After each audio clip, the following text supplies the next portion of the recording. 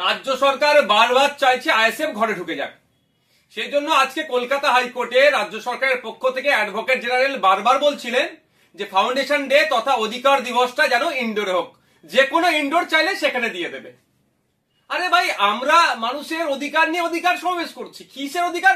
যেভাবে কেন্দ্র সরকার কালা বিল অ্যামেন্ডমেন্ট আছে, ওয়াকফ সম্পত্তি দখল করে নেওয়ার চেষ্টা করছে, কেন্দ্র সরকারের এই অ্যামেন্ডমেন্টের বিরুদ্ধে আমরা অধিকার সমাবেশ করছি।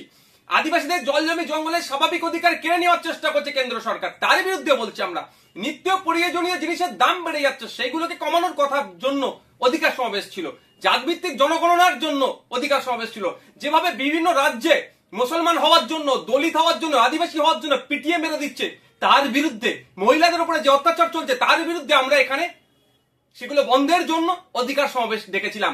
আমাদের বাড়ির মেয়ে তিলোত্তমার সাথে যেভাবে অন্যায় হলো, তার প্রকৃত যারা এর সাথে যুক্ত প্রত্যেকের সর্বোচ্চ শাস্তির জন্য আমরা অধিকার সমাবেশ ডেকেছি। আমরা মাদ্রাসা সহ শিক্ষা প্রতিষ্ঠানের শিক্ষক নাই, শিক্ষক শূন্য অবস্থা শিক্ষা প্রতিষ্ঠানগুলো চলছে, ফলে বুনিয়াদী শিক্ষা ধ্বংস হয়ে যাচ্ছে। শিক্ষক নিয়োগের জন্য অধিকার সমাবেশ দেখেছি।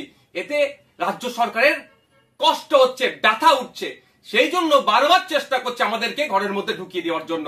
আজকে কলকাতা হাইকোর্টে আমাদের পক্ষ থেকে যিনি আইনজীবী ছিলেন শামীম ফিরদৌস সাহেব সম্মানীয় বিচারপতিকে এই বিষয়গুলো তুলে ধরেছেন, এবং বিচারপতির আমাদের পক্ষেই আমি মনে করছি রায় এসেছে।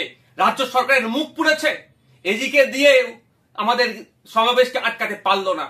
আমাদের ওখানেই শহীদ মিনার চত্বরে বেলা 12টা থেকে আগামীকাল সমাবেশ হচ্ছে, সেটা কলকাতা হাইকোর্টের রায়কে মান্যতা দিয়ে আমরা করব।